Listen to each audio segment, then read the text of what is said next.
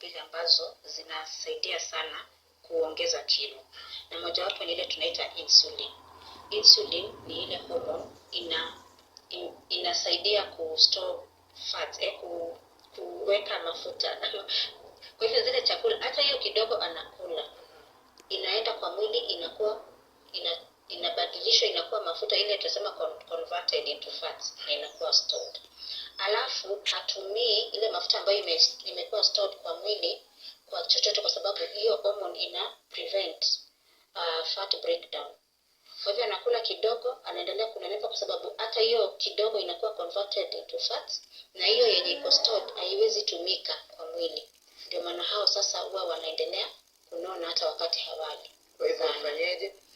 Hapo lazima urekebishe makuli yako, urekebishe hormones. Na kurekebisha hormones kuna therapy mingi sana ambazo zinafanywa. Sababu one, tutafanya test including ile test ya thyroid, kuonyeshana kama thyroid yako iko sawa, kwa sababu kama thyroid haiko sawa inamaanisha metabolism, hormones zile zina support metabolism haziko sawa. Ndio maana kilo inaongezeka, ndio maana mafuta haitumiki kwa mwili, kilo inaendelea kukaa. Unafanyiwa hiyo test. Kama iko sawa, unaangaliwa hiyo insulin.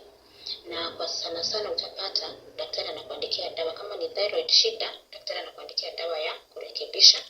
Na kama mimi mtaalamu wa lishe sasa nakwambia upunguze chakula kabisa, ile tunaita fasting. Kwa watu wakubwa unaenda tu bila chakula kwa siku kadhaa, ndio hiyo mwili ikuwe na stress, ikuwe na ile tunaitanga you put the body under a lot of pressure. Otherwise kama thyroid haiko sawa, au ni wale watu wanajaribu juu chini kufanya kila kitu kupunguza, na hawapunguzi, kwa sababu kuna shida na ile mwili inatumia mafuta ambayo tumestore kwa mwili. Kwa hivyo kitu muhimu ungemshauri aende amuone mtaalamu. Yes. Maana wengine wamekaa tu wasema mimi sili na bado nanenepa, mtu amekaa tu. Kitu muhimu aende amuone daktari, kumaanisha ile hali inaweza kurekebishwa na akawa sawa. Sawa. Je, mayai, maini, hizo zote. Wale ambao wanakula wadudu ni number 1. Wale wanakula nyoka ni number 1. Hizo zote. Number 2 ni hizi mbegu zote ambazo tunaita plant proteins, the pulses, maharagwe, pojo, kunde, kamande, njahii, mbaazi, hizo zote ni number 2. Number 3 ni mboga yote ya green ambayo mnakula kwenu. Matawi yote ya green, hiyo ni number 3. Alafu number 4 ni matunda na mboga ambazo zote ziko brightly colored. Ukiona yellow, uone orange, uone red, uone purple, hata usishinde kuuliza kama inakuliwa na binadamu, hiyo ni number 4. Hizo 4 ndizo zinapa mwili wetu nutrient mingi ambayo tunahitaji ku maintain a good life, a good health. Sawa. Tumetoka kwenye holiday, tumekula sana, tumerudi hapa, ambayo yana target part of the body. Hadi sasa utakuwa unafanya mazoezi fulani ndio tumbo ipungue. Kwa hivyo tudanganywa.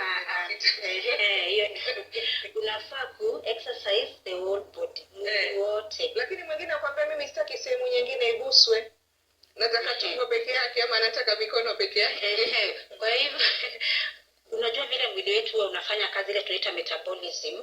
Ndio hayo mafuta yako kwa tumbo yaishe. Kama ni mafuta yamejaa kwa tumbo ama huku kwa mikono, kwa shingo, wengine ni miguu, ndio hiyo mafuta yaishe, lazima metabolism yako iende juu na ufanye mwili ukuwe na haja ya kutumia hayo mafuta. Kwa hivyo metabolism haitakuwa tu hapa kwa tumbo, lazima ikuwe mwili wote. Lazima hayo mafuta ya kuwe broken down into energy, mwili wote utumie hiyo energy. Ndio maana utamaliza. Kwa hivyo huwezi fanya tu mazoezi ya one part of the body, lazima exercise the whole body. Okay.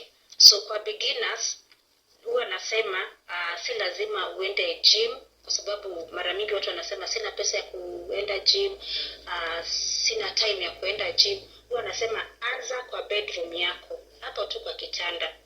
Ukiamka stretch.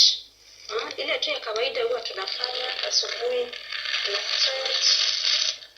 Umekaa tu kwa kitanda. Unaweza kuwa tu umekaa kwa kitanda ama umeamka tu umesimama hapo na stretch.